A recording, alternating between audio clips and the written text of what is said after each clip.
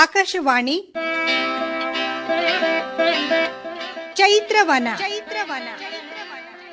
ಲಕ್ಷ್ಮೀಶನ ಜೈಮಿನಿ ಭಾರತದ ಸಮಗ್ರ ವಾಚನ ವ್ಯಾಖ್ಯಾನ ಕಾರ್ಯಕ್ರಮ. ಪ್ರಸ್ತುತಿ ಡಾಕ್ಟರ್ ಎಎಸ್ ಶಂಕರನಾರಾಯಣ.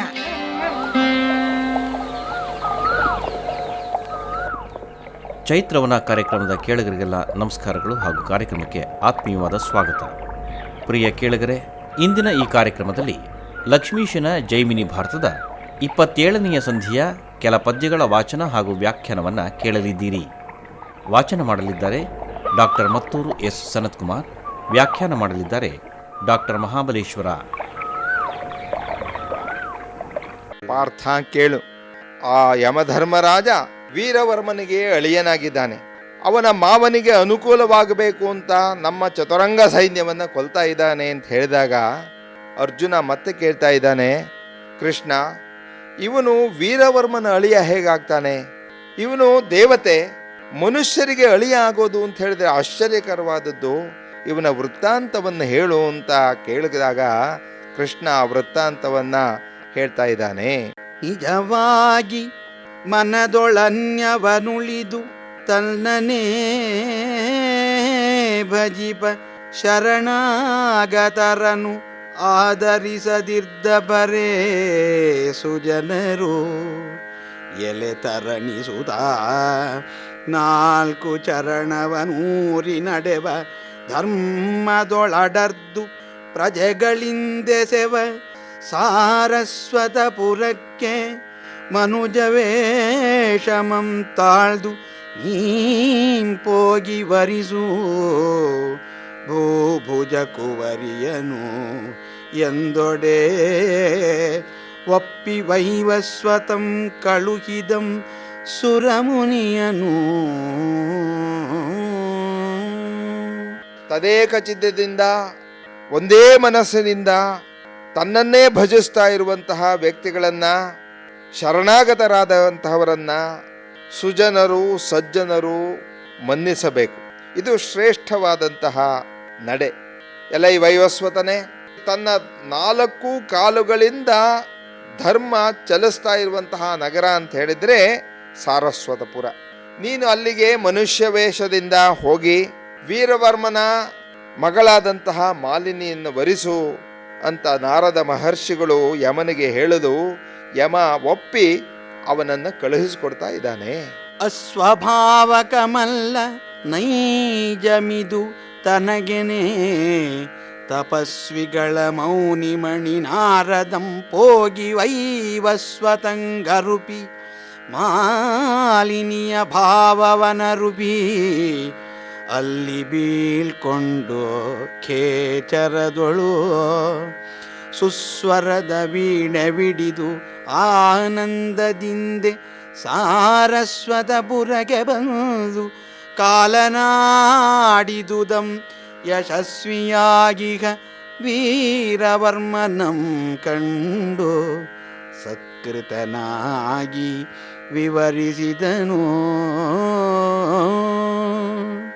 ಅನಂತರ ದೇವರ್ಷಿ ನಾರದರು ಯಮಧರ್ಮರಾಜನಿಗೆ ತಿಳಿಸಿದ ಮೇಲೆ ಆಕಾಶ ಮಾರ್ಗದಲ್ಲಿ ವೀಣೆಯನ್ನು ನುಡಿಸ್ತಾ ಶ್ರೀಮನ್ನಾರಾಯಣ ಸ್ಮರಣೆಯನ್ನು ಮಾಡುತ್ತಾ ಸಾರಸ್ವತಪುರಕ್ಕೆ ಬಂದು ವೀರವರ್ಮನನ್ನು ಭೇಟಿಯಾಗಿ ಅವನಿಂದ ಸತ್ಕೃತನಾಗಿ ಯಮನು ಹೇಳಿದ ಮಾತುಗಳನ್ನು ವೀರವರ್ಮನಿಗೆ ತಿಳಿಸ್ತಾ ಇದ್ದಾನೆ.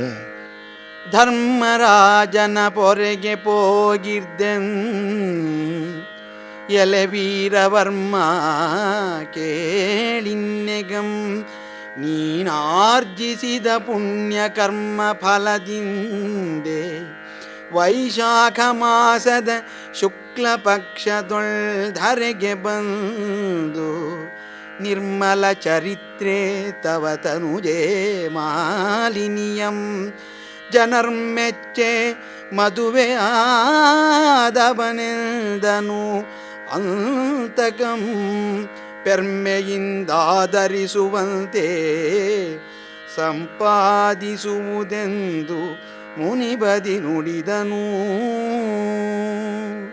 ಎಲೆ ವೀರವರ್ಮ ಕೇಳು, ನಾನು ಧರ್ಮರಾಜನ ಪೊರೆಗೆ ಹೋಗಿರ್ದೆ.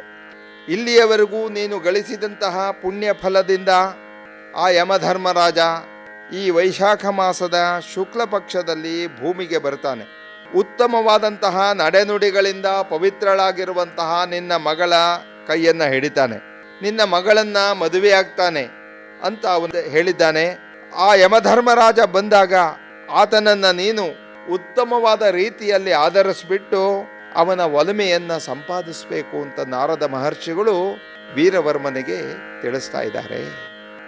ಸುರಮುನಿಯ ವಾಕ್ಯಮಂ ಕೇಳಿದಂ ತಾಳಿದಂ ಪರಿತೋಷಮಂ ಭೂಪನು ಒಲವಿಂದೆ ನಲವಿಂದೆ ಪುರವರವನೈದೆ ಸಿಂಗರಿಸಿದಂ ತರಿಸಿದಂ ಬೇಕಾದ ವಸ್ತುಗಳನ್ನು ಸರಸಗುಣ ಸೌಂದರ್ಯ ಶಾಲಿನಿಗೆ ಮಾಲಿನಿಗೆ ತರಣಿ ಜನ ಕೂಡೆ ವೈವಾಗಮುಂ ಮೋಹಮುಂ ದೊರಕುಂಬುದೆಂದು ವಿಸ್ತರಿಸಿದಂ ಭರಿಸಿದಂ ಬಾಂಧವರನು ಉತ್ಸವದೊಳು. ಸುರಮನಿಯಾಗಿರುವಂತಹ ನಾರದರ ಮಾತನ್ನ ಕೇಳಿ ವೀರವರ್ಮನಿಗೆ ಅತ್ಯಂತ ಸಂತೋಷವಾಯಿತು. ಇಡೀ ನಗರವನ್ನ ಉತ್ಸಾಹದಿಂದ ಶೃಂಗಾರ ಮಾಡಲು ಆಜ್ಞೆ ಮಾಡಿಬಿಟ್ಟಿದ್ದಾನೆ. ವಿವಾಹಕ್ಕೆ ಬೇಕಾದಂತಹ ಎಲ್ಲ ವಸ್ತುಗಳನ್ನು ಕೂಡ ತರಿಸಿದ್ದಾನೆ. ಸರಸ ಗುಣಗಳಿಂದ ಕೂಡಿರುವಂತಹ ಸೌಂದರ್ಯಶಾಲಿನಿಯಾದಂತಹ ಮಾಲಿನಿಗೆ ಸೂರ್ಯಪುತ್ರನಾದಂತಹ ಯಮಧರ್ಮರಾಯಣ ಜೊತೆ ವಿವಾಹ ಅಂತ ಕೇಳಿ ಎಲ್ಲರಿಗೂ ಸಂತೋಷವಾಗಿದೆ, ಬಂಧು ಬಾಂಧವರಿಗೆಲ್ಲ ಸಂತೋಷವಾಗಿದೆ. ಇಂತಹ ಶ್ರೇಷ್ಠವಾದಂತಹ ಮದುವೆಗೆ ವೀರವರ್ಮ ಎಲ್ಲರಿಗೂ ಕೂಡ ಆಮಂತ್ರಣವನ್ನು ನೀಡ್ತಾ ಇದ್ದಾನೆ. ಎಲ್ಲರನ್ನೂ ಕೂಡ ಕರೆಸ್ತಾ ಇದ್ದಾನೆ, ಆಹ್ವಾನ ಮಾಡ್ತಾ ಇದ್ದಾನೆ. ರಿಪುಮಥನ ಕೇಳಿತ್ತ ಮಾಲಿನಿಯ ಪರಿಣಯಕ್ಕೆ ತಪನ ಜಂಪೊರಮಟ್ಟು ತಂದ ಮನ್ನಣೆಯವರನ್ ಅಪರಿಮಿತ ಪರಿವಾರಮಂ ಕರೆಸಿ ಬಹುದು ನೀವೆಮ್ಮೊಡನೆ ಮದುವೆಗೆ ಎನ್ನಲು ಕುಪಿತವದನದ ಕೋರೆದಾಡೆಗಳ ಕಾರೊಡಲ ವಿಪರೀತ ವಿಕ್ರಮ ಭಯಂಕರದ ವೀರಭಟರು ಉಪಮಿಸುವಡೆ ಅರಿದೆನಲ್ ಕ್ಷಯನೆಂಬ ಮಂತ್ರಿಯೊಡನೆ ಐತಂದರಾಕ್ಷಣದೊಳು. ಇತ್ತ ಯಮಧರ್ಮರಾಜ ವೀರವರ್ಮನ ಪುತ್ರಿಯ ಜೊತೆ ತನ್ನ ವಿವಾಹ ನಡೆಯುತ್ತೆ, ನೀವೆಲ್ಲರೂ ಕೂಡ ನಮ್ಮ ಮದುವೆಗೆ ಬರಬೇಕು ಅಂತ ಆಜ್ಞಾಪಿಸಿದ್ದಾನೆ. ಯಮಧರ್ಮರಾಜನ ಆ ಕ್ಷಯ ಎಂಬಂತಹ ಮಂತ್ರಿಯ ನೇತೃತ್ವದಲ್ಲಿ ವೀರಭಟರು, ಯಮನ ಪರಿವಾರದವರು ಎಲ್ಲರೂ ಕೂಡ ಆಗಮಿಸ್ತಾ ಇದ್ದಾರಂತೆ. ಅವರು ಹೇಗಿದ್ದಾರೆ ಅಂತ ಹೇಳಿದರೆ, ಕಪ್ಪು ದೇಹ, ಸಿಟ್ಟಾದಂತಹ ಮುಖ, ಕೋರೆದಾಡೆಗಳು, ಭಯಂಕರವಾದಂತಹ ರೂಪ, ನೋಡಿದರೆ ಭಯ ಆಗಬೇಕು ಅಂತಹ ಯಮನ ವೀರಭಟರು ಬಂದು ಸೇರಿದ್ದಾರೆ. ದುರಿತ ಕೋಟಿಗಳೊಡನೆ ಪಂಚಪಾತಕ ಮುಖ್ಯ ದೊರೆಗಳು ಇಟ್ಟಣಿಸಲು ಅಗಣಿತ ರೋಗ ಸಂಕುಲಂ ಮಿಗೆ ಬೆರಸಿ ರಾಜಕ್ಷಯಾದಿ ನಿಖಿಳವ್ಯಾಧಿ ನಾಯಕರ್ಬಳಿ ಸಂದರು ಉರುತರದ ರುಜೆಗಳರಸಿಯರು ಅಸಂಖ್ಯಾತದಿಂ ನೆರೆದುದು ವಿಶೂಚಿ ಸಂಗ್ರಗಣಿ ಮೊದಲಾದ ಭೀಕರವದನೆಯರ ಕೂಡೆ ಬಳಿಗಂತಕಂಗೆ ಭಿನ್ನಯಿಸಿದಂ ಕ್ಷಯ ಸಚಿವನು. ಆ ಯಮಧರ್ಮರಾಯನ ಸಹಾಯಕರು ಅಂದರೆ ಯಾರು? ಅವರು ಹೇಗಿದ್ದಾರೆ? ಒಬ್ಬರಿಗಿಂತ ಒಬ್ಬರು ಕ್ರೂರಿಗಳಾಗಿದ್ದಾರೆ, ಕೋರೆದಾಡಿಗಳಾಗಿದ್ದಾರೆ, ಭಯಂಕರವಾದಂತಹ ರೂಪುಳ್ಳವರಾಗಿದ್ದಾರೆ. ಅಸಂಖ್ಯಾತವಾದಂತಹ ಪಾಪಗಳು, ಪಂಚಮಹಾಪಾಪಗಳು ಎಂಬಂತಹ ರಾಜರು. ಮತ್ತು ಅವರ ಸಹಾಯಕರು ಯಾರು? ಬರೀ ರೋಗಗಳೇನೆ, ಕ್ಷಯರೋಗಗಳು, ರಾಜಕ್ಷಯಗಳು ಮೊದಲಾದಂತಹ ವ್ಯಾಧಿ ನಾಯಕರೆಲ್ಲ ಅವ್ರ ಜೊತೆ ಇದ್ದಾರಂತೆ. ರೋಗಾಧಿಪತಿಗಳೆಲ್ಲ ಇದ್ದಾರಂತೆ. ರಾಣಿಯರು, ವಿಶೂಚಿ, ಸಂಗ್ರಹಿಣಿ ಮೊದಲಾದಂತಹ ಭಯಂಕರ ಮುಖವುಳ್ಳವರು ಕೂಡ ಇದ್ದಾರೆ. ಅವರೆಲ್ಲರೂ ಕೂಡ ಆ ಕ್ಷಯನ ನೇತೃತ್ವದಲ್ಲಿ ಯಮನಿಗೆ ವಿಜ್ಞಾಪನೆಯನ್ನು ಮಾಡ್ತಾ ಇದ್ದಾರೆ. ದೇವ ನಿಮ್ಮೊಡನೆ ಮದುವೆಗೆ ಬಂದೊಡೆ ಯಮಗೆ ವೇದಾವಳಿಯ ಘೋಷ ಶ್ರವಣಬಹುದು, ಹೋಮಧೂಮಾವಲೋಕನಮಗುದು, ಪುಣ್ಯಕರ್ಮಿಗಳ ಸೋಂಕಿನ ಗಾಳಿ ಮೇಲೆ ಬಗುದು. ಆ ವೀರವರ್ಮಕಂ ಧಾರ್ಮಿಕಂ ಗೋವಿಪ್ರಸೇವಕಂ ಪ್ರಜೆಗಳು ದ್ವಿಜಹಿತವರು ಅತಿ ಶುಚಿಗಳು ಆವೆಂತು ಬಗೆವು ಅಲ್ಲಿಗೆ ಅಂದೊಡೆ ಕೃತಾಂತಕಂ ಕ್ಷಯಂಗೆ ಮಗುಳಿಂತೆಂದನು. ಕ್ಷಯನ ನೇತೃತ್ವದಲ್ಲಿ ಯಮನ ಪರಿವಾರ ಯಮನ ಬಳಿಗೆ ಬಂದು ಹೀಗೆ ಭಿನ್ನಯಿಸ್ಕೊಳ್ತಾ ಇದೆಯಂತೆ. ದೇವ, ನಿಮ್ಮ ಜೊತೆ ನಾವು ನಿಮ್ಮ ಮದುವೆಗೆ ಬರೋದಕ್ಕೆ ನಾವು ಒಪ್ಕೊಂಡಿದ್ದೇವೆ. ಮದುವೆಗೆ ಬಂದರೆ ಆ ಮದುವೆ ಮನೆಯಲ್ಲಿ ವೇದಘೋಷಗಳಾಗತ್ತೆ, ಹೋಮ ಧೂಮ ಬರುತ್ತೆ, ಅಲ್ಲಿಗೆ ಪುಣ್ಯಶಾಲಿಗಳೆಲ್ಲ ಬರ್ತಾರೆ. ಆ ಪುಣ್ಯಶಾಲಿಗಳಿಂದ ಸೋಂಕಿದಂತಹ ಗಾಳಿ ನಮ್ಮ ಮೇಲೆ ಬೀಸುತ್ತೆ. ವೀರವರ್ಮ ಸಾಕ್ಷಾತ್ ಧಾರ್ಮಿಕ, ಆ ಧರ್ಮದ 4 ಪಾದ ಅವನ ರಾಜ್ಯದಲ್ಲಿ ತಳವೂರಿದೆ. ಗೋಬ್ರಾಹ್ಮಣರ ಸೇವಕ, ಪ್ರಜೆಗಳು ಬ್ರಾಹ್ಮಣರಿಗೆ ಹಿತವನ್ನ ಉಂಟು ಮಾಡುವಂತಹ ರಾಜ, ಅತ್ಯಂತ ಶುಚಿಗಳು. ನಾವು ಅಲ್ಲಿಗೆ ಹೇಗೆ ಬರೋದಕ್ಕಾಗತ್ತೆ ಅಂತ ಯಮನನ್ನ ಅವರೆಲ್ಲ ಕೇಳ್ತಾ ಇದ್ದಾರೆ. ಕ್ಷಯ ಕೇಳ್ ಸಮಸ್ತ ಪಾತಕ ರೋಗನಾಯಕರ್ ಭಯಮಯಾಕಾರಂಗಳಂ ಬಿಟ್ಟು ದಿವ್ಯಾಕೃತಿಯನಾಂತು ತನ್ನ ಪಟ್ಟಣದೊಳ್ ಎಂತನವರತಮಿರುತಿರ್ಪರೋ ಅಂತನಿಬರು ಪ್ರಿಯದಿಂದೆ ಬರಲಿ ಎಮ್ಮೊಡನೆ ಮದುವೆಗೆ ಬರಲಿ. ಆ ಪುರಾಶ್ರಯದೊಳಿಗರೆಲ್ಲರೂ ಪುಣ್ಯಕರ್ಮಿಗಳು ಅವರ ನಯನಾವಲೋಕನಕ್ಕೆ ಸೊಗಸಾಗಬೇಕೆಂದು ವೈವಸ್ವತಂ ನುಡಿದನು. ವೈವಸ್ವತ ಕ್ಷಯನೇ ಮೊದಲಾದಂಥವರಿಗೆ ಹೇಳ್ತಾ ಇದ್ದಾನೆ, ನೀವೆಲ್ಲ ರೋಗನಾಯಕರು, ಭಯಂಕರವಾದ ಆಕಾರವನ್ನು ಬಿಟ್ಟು ದಿವ್ಯಾಕೃತಿಯನ್ನು ಹೊಂದಿ ನೀವೆಲ್ಲರೂ ಕೂಡ ಅಲ್ಲಿಗೆ ಬರಬೇಕು. ಮತ್ತು ಕೂಡ ನನ್ನ ಪಟ್ಟಣದಲ್ಲಿ ನೀವು ಹೇಗೆ ಪ್ರೀತಿಯಿಂದ ಇದ್ದೀರೋ ಹಾಗೆ ನಮ್ಮ ಜೊತೆಗೆ ಮದುವೆಗೆ ದಿವ್ಯಾಕಾರವನ್ನು ತಾಳಿ ಬರಬೇಕು. ಆ ಪುಣ್ಯಶಾಲಿಗಳ ಕಣ್ಣಿಗೆ ನೀವು ಸುಂದರವಾಗಿ ಸೊಗಸಾಗಿ ಕಾಣಬೇಕು ಅಂತ ವೈವಸ್ವತ ಹೇಳ್ತಾ ಇದ್ದಾನೆ. ಆಲಿಸುವುದೆಲ್ಲರೂ ಪಾಪಿಗಳ ಕಣ್ಗೆ ತಾಂ ಕಾಲಾಗ್ನಿ ಸದೃಶನಾಗಿದ್ದ ಪೆಂ ಪುಣ್ಯಾತ್ಮರಾಲಿಗಳ್ಗೆ ಅತಿ ಸೌಮ್ಯನಾಗಿಹೆಂ. ನೀವು ಎಂದಂತೆ ರಮಣೀಯವಾದ ಶಾಲಿ ಸೌಂದರದೆ ರೂಪಂಗಳಂ ತಳೆದು ದಿವ್ಯಾಲಂಕೃತಿಗಳಿಂದ ವೀರವರ್ಮ ಕಧರಾಪಾಲಕನ ಪಟ್ಟಣಕ್ಕೆ ಬಗುದು ಎಂದು ಭೃತ್ಯರ್ಗೆ ತರಣಿಜಂ ನೇಮಿಸಿದನು. ಯಮಧರ್ಮರಾಜ ಹೇಳ್ತಾ ಇದ್ದಾನೆ, ನೀವೆಲ್ಲ ಕೇಳಿ, ನಾನು ಪಾಪಿಗಳಿಗೆ ಪ್ರಳಯ ಕಾಲದ ಅಗ್ನಿಯಂತೆ ಕಾಣಿಸ್ತೇನೆ, ಹಾಗೆ ಪುಣ್ಯಾತ್ಮರಿಗೆ ಅತ್ಯಂತ ಸೌಮ್ಯ ರೂಪವಾಗಿ ಕಾಣಿಸ್ತೇನೆ. ನೀವು ನನ್ನಂತೆ ರಮಣೀಯವಾದಂತಹ ಸುಂದರ ರೂಪಗಳನ್ನು ಧಾರಣೆ ಮಾಡಿಕೊಂಡು ವೀರವರ್ಮನ ಪಟ್ಟಣಕ್ಕೆ ಬರಬೇಕು ಅಂತ ಆಜ್ಞೆಯನ್ನು ಮಾಡ್ತಾ ಇದ್ದಾನೆ.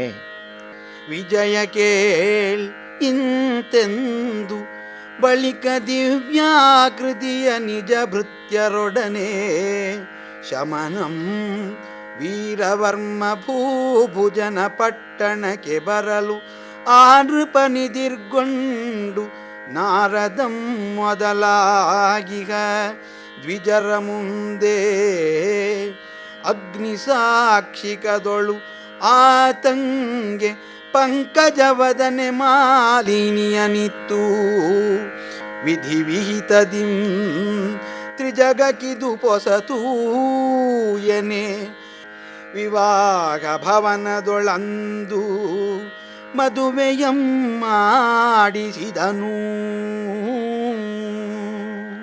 ಕೃಷ್ಣ ಅರ್ಜುನನಿಗೆ ಕಥೆಯನ್ನು ಮುಂದುವರಿಸ್ತಾ ಇದ್ದೇನೆ. ಈ ವೀರವರ್ಮನ ವೃತ್ತಾಂತವನ್ನ, ಮಾಲಿನಿಯ ವೃತ್ತಾಂತವನ್ನ ಮತ್ತು ಯಮಧರ್ಮರಾಜ ಅವನಿಗೆ ಹೇಗೆ ಅಳಿಯನಾದ ಎಂಬಂತಹ ಕಥೆಯನ್ನ. ಅರ್ಜುನ ಕೇಳು, ಹೀಗೆ ಸುಂದರ ಆಕೃತಿಯನ್ನು ತಾಳಿದಂತಹ ತನ್ನ ದೂತರ ಜೊತೆ ಯಮಧರ್ಮರಾಜ ವೀರವರ್ಮನ ಪಟ್ಟಣಕ್ಕೆ ಬರ್ತಾನೆ. ವೀರವರ್ಮ ನಾರದಾದಿ ಬ್ರಹ್ಮರ್ಷಿಗಳ ನೇತೃತ್ವದಲ್ಲಿ ಪುರೋಹಿತರನ್ನು ಮುಂದು ಮಾಡಿಕೊಂಡು ಅವರನ್ನೆಲ್ಲ ಸ್ವಾಗತಿಸಿ ಅಗ್ನಿಸಾಕ್ಷಿಯಾಗಿ ಕಮಲಮುಖಿಯಾಗಿರುವಂತಹ ತನ್ನ ಮಗಳು ಮಾಲಿನಿಯನ್ನ ಧಾರೆ ಎರೆದು ಯಮಧರ್ಮರಾಜನಿಗೆ ಕೊಡ್ತಾನೆ. ಈ ಒಂದು ವಿಧಿ 3 ಲೋಕಗಳಿಗೂ ಕೂಡ ಹೊಸದಾಗಿರುವುದು, ಹೊಸದಂತೆ ಎಂಬುದಾಗಿ ಮದುವೆ ಮಾಡಿಕೊಡ್ತಾ ಇದ್ದಾನೆ ವೀರವರ್ಮ. ಅಚ್ಚರಿಯೊಳಾದ ವೈವಾಹದುತ್ಸವಕ್ಕೆ ಸಲೆಮೆಚ್ಚಿ ವೈವಸ್ವತಂ ನುಡಿದನು. ಎಲೆರಾಯ ನಿನ್ನಿಚ್ಛೆಯಾವುದು ಬೇಡು ಕುಡುವೆ, ನಿನ್ನಲ್ಪ ಕಾಲಕ್ಕೆ ಬಹುದು ಮೃತ್ಯು ನಿನಗೆ.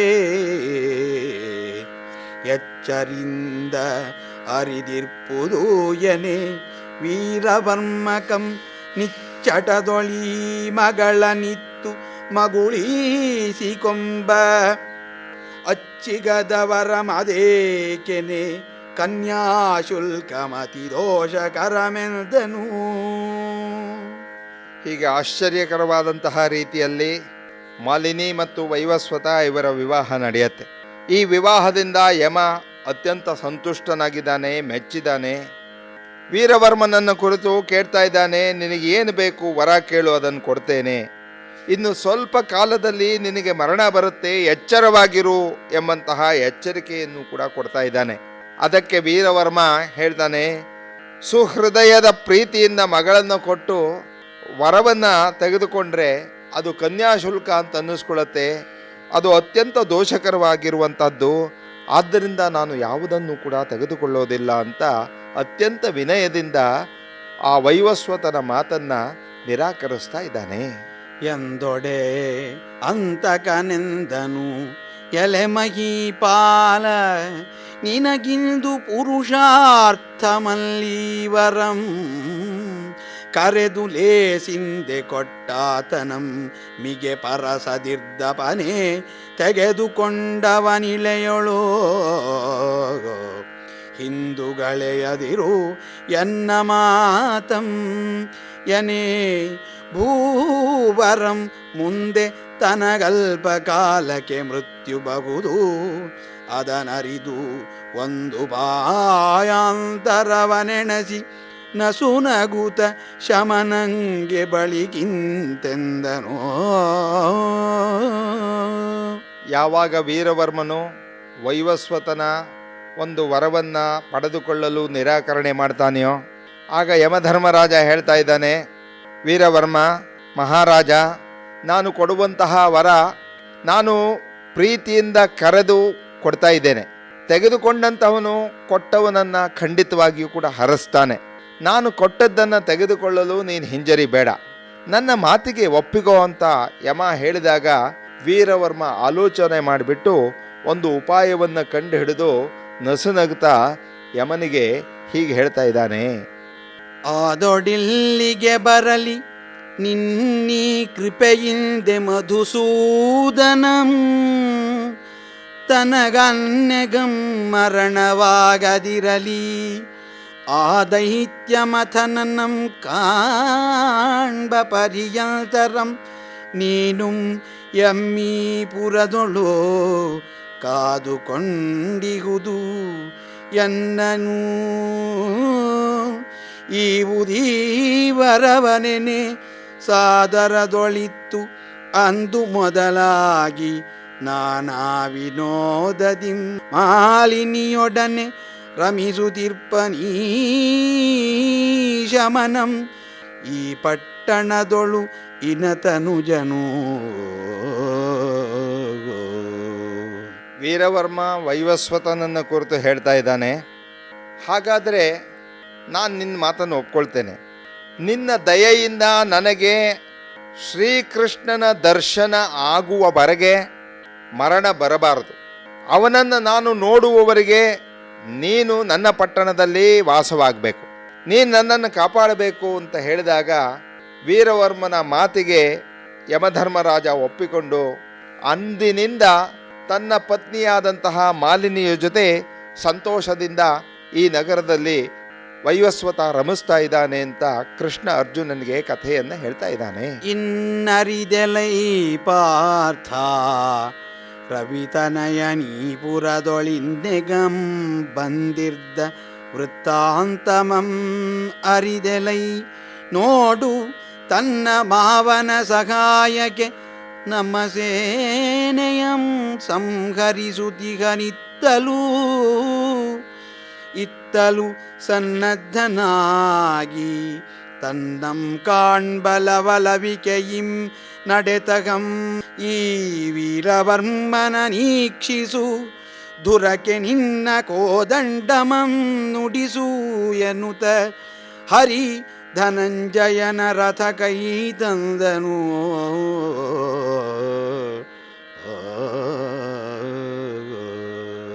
ಅರ್ಜುನ, ಯಮ ಇಲ್ಲಿಗೆ ಬಂದಿರುವಂತಹ ವೃತ್ತಾಂತವನ್ನು ನಾನು ನಿನಗೆ ಹೇಳಿದ್ದೇನೆ. ಮಾವನಿಗೆ ಸಹಾಯವನ್ನು ಮಾಡೋದಕ್ಕೋಸ್ಕರ ಯಮ ನಮ್ಮ ಸೈನ್ಯವನ್ನು ಸಂಹಾರ ಮಾಡ್ತಾ ಇದ್ದಾನೆ. ಈಗ ನನ್ನನ್ನು ನೋಡಲೆಂದು ವೀರವರ್ಮನು ಯುದ್ಧ ಸನ್ನದ್ಧನಾಗಿ ಬರ್ತಾ ಇದ್ದಾನೆ. ಯುದ್ಧದ ಆರಂಭದಲ್ಲಿ ಗಾಂಡೀವವನ್ನು ಹಿಡಿ ಹೇಳಿ ಕೃಷ್ಣ ಅರ್ಜುನನ ರಥಕ್ಕೆ ಸಾರಥಿಯಾಗಿ ಯುದ್ಧಕ್ಕೆ ಪ್ರಾರಂಭ ಮಾಡಿದ್ದಾನೆ. ವೀರವರ್ಮನ ಕಾಳೆಗಕ್ಕೆ ಹರಿ ಫಲುಗುಣನ ತೇರನೇರಲ್ ಕಂಡು ತಮ ತಮಗೆ ಕವಿಧರ್ಮಯೂರಧ್ವಜಾದಿ ಭೂಪಾಲಕರ್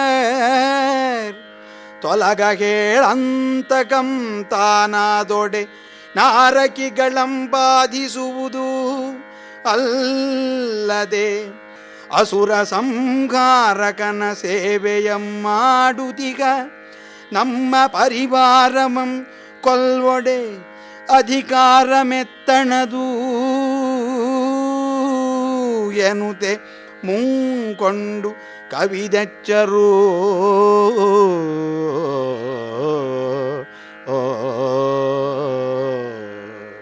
ವೀರವರ್ಮನ ಜೊತೆ ಯುದ್ಧವನ್ನು ಮಾಡೋದಕ್ಕೋಸ್ಕರ ಅರ್ಜುನ ಬರ್ತಾ ಇದ್ದಾನೆ. ಅರ್ಜುನನ ಸಾರಥಿಯಾಗಿ ಕೃಷ್ಣ ಅರ್ಜುನನ ರಥವನ್ನು ಹತ್ತಿ ಕೊಡ್ತಿದ್ದಾನೆ. ಅಲ್ಲಿರುವಂತಹ ಮಹಾವೀರರಾದಂತಹ ಮಯೂರಧ್ವಜನೆ ಮೊದಲಾದಂಥವರು ಹೀಗೆ ಹೇಳ್ತಾ ಇದ್ದಾರೆ, ಇವನು ಯಮನಾದರೆ ನರಕಲೋಕದಲ್ಲಿರುವಂತಹ ವ್ಯಕ್ತಿಗಳನ್ನು ಬಾಧಿಸಲಿ, ಇಲ್ಲಿಗೇಕೆ ಬರಬೇಕು? ಕೃಷ್ಣನಿರುವಂತಹ ನಮ್ಮ ಸೇನೆಯನ್ನು ಸಂಹರಿಸೋದಕ್ಕೆ ಇವನಿಗೆ ಯಾರು ಅಧಿಕಾರವನ್ನು ಕೊಟ್ಟರು ಅಂತ ತಮಗೆ ಹೇಳಿ ಅವರೆಲ್ಲರೂ ಕೂಡ ವೀರವರ್ಮನ ಮೇಲೆ ಬಾಣವನ್ನ ಅನಿರುದ್ಧ ಸಾತ್ಯಕಿ ಪ್ರದ್ಯುಮ್ನ ಕೃತವರ್ಮನಿನ ಜಸುತ ಗದ ಸಾಂಬ ಹೈಡಿಂಬಿ ಬಭ್ರುವಾಹನ ಯೌವನಾಶ್ವ ಪ್ರವೀರ ಹಂಸಧ್ವಜ ಸುವೇಗ ಕಲಿ ನೀಲಕೇತು ಅನುಸಾಲ್ವ ತಾಮ್ರಕೇತನ ಮಯೂರಧ್ವಜರ್ತನ ತನಗೆ ಕಣೆಗರೆಯಲು ಆ ವೀರವರ್ಮನೆಚ್ಚನ್ ಅನಿಬರಂ ಮುರಿದು ಕೃಷ್ಣಾರ್ಜುನರ ಸರಿಸದೊಳ್ನಿಂದು ನಗುತಿಂತೆಂದನು. ಅನಿರುದ್ಧ ಸಾತ್ಯಕಿ ಪ್ರದ್ಯುಮ್ನ ಕೃತವರ್ಮ ಮೊದಲಾದಂತಹ ಎಲ್ಲ ಮಹಾರಥರು ಅತಿರಥರು ಕೂಡ ಮಯೂರಧ್ವಜರ ಆದಿಯಾಗಿ ವೀರವರ್ಮನ ಮೇಲೆ ಬಾಣದ ಮಳೆಯನ್ನು ಸುರಿಸ್ತಾ ಇದ್ದಾರೆ. ಆಗ ವೀರವರ್ಮ ಎಲ್ಲರ ಬಾಣವನ್ನು ಕೂಡ ಕಳೆದು ಕೃಷ್ಣಾರ್ಜುನರ ಬಂದ ನಿಂತು ನಗುನಗುತ್ತಾ ಕೃಷ್ಣಾರ್ಜುನರನ್ನು ಕುರಿತು ಹೀಗೆ ಹೇಳ್ತಾ ಇದ್ದಾನೆ. ಈ ವೀರರೊರ್ವರುಂ ತನಗೆ ಪಾಡಲ್ಲ ರಾಜೀವಲೋಚನ ನಿನ್ನೊಳು ಈ ನರನೊಳು ಈ ಧ್ವಜದ ಪಾವನಿಯೊಳ್ ಉರೆಕಾದಿ ಮದ್ಭುಜದ ಕಂಡೂತಿಯಂ ಕಳೆವೆನು ಕಳೆಯವೇಳ್ಪುದೀಗ ಮೂವರುಂ ತೊಲಗದಿರಿ ಸಾಕೆನುತ ಕೃಷ್ಣಗಾಂಡಿ ವಿಪವನ ಜರನು 6-8 ಸರಳ ನೆಚ್ಚು ಆವಸುಮತೀಶರು ಉಳಿದವರನು 5 ಬಾಣಗಳಿಂ ಘಾತಿಸಿದನು. ವೀರವರ್ಮ ನಗನಗುತ್ತಾ ಕೃಷ್ಣಾರ್ಜುನರನ್ನು ಕುರಿತು ಹೀಗೆ ಹೇಳ್ತಾ ಇದ್ದಾನೆ. ಕೃಷ್ಣ, ನೀನು, ಅರ್ಜುನ, ನಿನ್ನ ಧ್ವಜದಲ್ಲಿರುವಂತಹ ಆಂಜನೇಯ, ಈ ಮೂವರ ಜೊತೆ ನಾನು ಕಾದುತ್ತೇನೆ, ಯುದ್ಧವನ್ನು ಮಾಡ್ತೇನೆ. ನನ್ನ ಭುಜದ ತೀಟೆಯನ್ನ ತೀರಿಸ್ಕೊಳ್ಬೇಕಾದ್ರೆ ನೀವು 3 ಜನ ಇದ್ರೆ ಸಾಕು, ಉಳಿದವರು ಎಲ್ಲಿಗಾದರೂ ಕೂಡ ಹೋಗ್ಲಿ ಅಂತ ಹೇಳಿ ಕೃಷ್ಣನ ಮೇಲೆ, ಅರ್ಜುನನ ಮೇಲೆ ಮತ್ತು ಆಂಜನೇಯನ ಮೇಲೆ 6, 7, 8 ಬಾಣಗಳಿಂದ ಅವರನ್ನೆಲ್ಲ ಘಾಸ ಮಾಡ್ತಾ ಇದ್ದಾನೆ. ಉಳಿದ ಎಲ್ಲರ ಮೇಲೂ ಕೂಡ 5 ಬಾಣಗಳನ್ನು ಹೊಡೆದು ಅವರೆಲ್ಲರನ್ನೂ ಕೂಡ ಘಾಸಿ ಮಾಡಿದ್ದಾನೆ. ಈತನೀಗಲೇ ದೇವ ವೀರವರ್ಮಕನೆಂಬ ಭೂತಳಾಧಿಪನು ಆದೊಡೊಳ್ಳಿತು ಇವನತಿ ಬಲಂ ಮಾತುಲನಲ ಧರ್ಮರಾಜಂಗೆ ಕಟ್ಟಿಕೊಳ್ಳಬಹುದಿವಂ ಕುದುರೆಗಳನ್ನು ಘಾತಿಸಿದೊಡೆಮಗೆ ತಪ್ಪಿಲ್ಲಲ ಬೆಸಗೊಂಬ ಮಾತಾವುದು ಅಶ್ವಂಗಳಂ ಬಿಡದೆ ಭುಜದ ಕಂಡೂತಿಯಂ ಕಳೆದ ಪಂಗಡ ನೋಳ್ಪೆನೆನುತ ನರನೆಚ್ಚನ ನರಬದಿಯನು. ಅರ್ಜುನ ಕೃಷ್ಣನನ್ನು ಕುರಿತು, ಕೃಷ್ಣ ಇವನೇ ಏನು ವೀರವರ್ಮ ಎಂಬಂತಹ ರಾಜ? ಹಾಗಾದ್ರೆ ಒಳ್ಳೆಯದು. ಇವನು ಅತ್ಯಂತ ಬಲಶಾಲಿಯಾಗಿದ್ದಾನೆ. ಇವನು ಯಮಧರ್ಮನ ಮಾವನಾಗಿದ್ದಾನೆ. ಇವನು 2 ಕುದುರೆಗಳನ್ನು ಕೂಡ ಕಟ್ಟಿಕೊಳ್ಳಬಹುದು. ಇವನನ್ನು ಹೊಡೆದರೆ ತಪ್ಪಿಲ್ಲ. ಕುದುರೆಗಳನ್ನು ಬಿಡದೆ ತೋಳ ತೀಟೆಯನ್ನು ಕಳೆದುಕೊಳ್ತಾನಂತೆ. ಆಗಲಿ, ನಾನು ನೋಡೇ ಬಿಡ್ತೇನೆ ಅಂತ ಹೇಳಿ ಅರ್ಜುನನು ಕೂಡ ವೀರವರ್ಮನ ಮೇಲೆ ಬಾಣಗಡ ಮಳೆಯನ್ನ ಸುರಿಸ್ತಾ ಇದ್ದಾನೆ. ಕಟಕಿಯೇ ಕೆಮ್ಮೊಡನೆ ಪಾಂಡು ಸುತ ನೀನೇ ಪಟುಭಟನಪ್ಪೆ ಮೂಜಗಕ್ಕೆ ಕೃಷ್ಣನ ಸಹಾಯದಿಂ ಘಟಿಸಿದ ಅಗ್ಗಳಿಕೆಗೆ ತಕೆ ಪೆರೆವೆ ಸಹೀರಿಸೆನುತ ಆ ನೃಪಂ ಕೋಪದಿಂದೆ ಚಟುಲ ಚಾಪದೊಳ್ ಉರುಳ್ಚಿದ ನಂಬನು ಅಖಿಲ ದಿಕ್ತಟದೊಳ್ ಗಗನ ಮಂಡಲದೊಳ್ ಅಹಿತ ಬಲದೊಳು ಉತ್ಕಟ ಬಾಣಮಯಮಾಗೆ ಹರಿ ನರ ಕಪೀಂದ್ರ ರಥವಾಜಿಗಳ್ ಭ್ರಮಿಸುವಂತೆ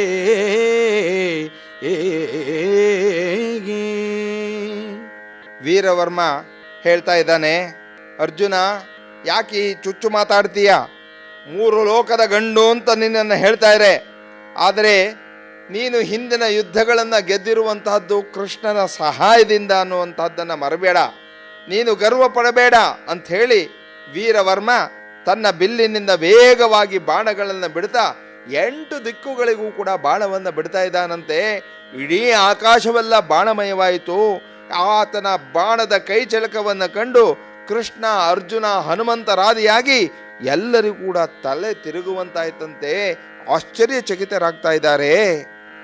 ನೆರೆ ಮಂತ್ರಿ ಮಂತ್ರದಿಂದ ಅಹಿತರುತ್ಸಾಹಮಂ ಬರಿಗೈವ ತೆರದಿಂದೆ ನರನವನ ಕಣೆಗಳಂ ತರಿದೊಟ್ಟುತ ಇದರೊಳೇನಾದ ಪುದು ಸಾಕಿನ್ನು ಬಿಡು ನಮ್ಮ ಕುದುರೆಗಳನ್ನು ಬಿರು ಸರಳ ಬಿಡೆಯ ಕೆಡೆಗುಡದಿರ್ ಒಡಲಂ ಕೆಡೆಯೊಳುರು ಬೆಗೆರಗದೆ ಹರಿಯದು ಅರಿದು ಕೊಳ್ಳೆನುತ ಕೋಲ್ಗರೆದೊಡೆ ಆ ನೃಪತಿ ಪಾರ್ಥನ ಬಾಣಮಂ ಕಡಿದು ನಸು ನಗೆಯೊಳಿಂತೆಂದನು. ಒಬ್ಬ ಶ್ರೇಷ್ಠನಾದಂತಹ ಮಂತ್ರಿ ಶತ್ರುಗಳ ಉಲ್ಲಾಸವನ್ನ ತನ್ನ ತಂತ್ರದಿಂದ ನಿಷ್ಫಲಗೊಳಿಸುವಂತೆ ಅರ್ಜುನನು ಕೂಡ ಆ ವೀರವರ್ಮನ ಬಿಟ್ಟ ಬಾಣಗಳನ್ನ ಕಡಿದು ಹಾಕ್ತಾ, ನಮ್ಮ ಕುದುರೆಗಳನ್ನ ಬಿಟ್ಬಿಡು, ಇಲ್ಲದೆ ಇದ್ರೆ ನೀನು ನನ್ನ ಬಾಣಗಳ ಹೊಡೆತಕ್ಕೆ ಸಾಯ್ತೀಯ, ತಿಳಿದುಕೋ ಅಂತ ಹೇಳಿ ಅರ್ಜುನ ಪುನಃ ವೀರವರ್ಮನ ಮೇಲೆ ಬಾಣಗಳನ್ನ ಬಿಡ್ತಾ ಇದ್ದಾನೆ. ಇದುವರೆಗೆ ಲಕ್ಷ್ಮೀಶನ ಜೈಮಿನಿ ಭಾರತದ 27ನೆಯ ಸಂಧಿಯ ಕೆಲ ಪದ್ಯಗಳ ವಾಚನ ಹಾಗೂ ವ್ಯಾಖ್ಯಾನವನ್ನು ಕೇಳಿದಿರಿ. ವಾಚನ ಮಾಡಿದವರು ಡಾಕ್ಟರ್ ಮತ್ತೂರು ಎಸ್ ಸನತ್ಕುಮಾರ್, ವ್ಯಾಖ್ಯಾನ ಮಾಡಿದವರು ಡಾಕ್ಟರ್ ಮಹಾಬಲೇಶ್ವರ. ಚೈತ್ರವನ ಕೇಳಿದ್ರಿ. ಕಾರ್ಯಕ್ರಮದ ಪ್ರಸ್ತುತಿ ಡಾಕ್ಟರ್ ಎಎಸ್ ಶಂಕರನಾರಾಯಣ. ನಿರ್ಮಾಣ ನೆರವು ಸಂಜೀವ ಆರ್ ನಾಮಣ್ಣವರ್. ಇದು ಇಂದಿನ ಚೈತ್ರವನ. ಈ ಕಾರ್ಯಕ್ರಮ ಆಕಾಶವಾಣಿ ಭದ್ರಾವತಿ ಕೇಂದ್ರದ ಕೊಡುಗೆ.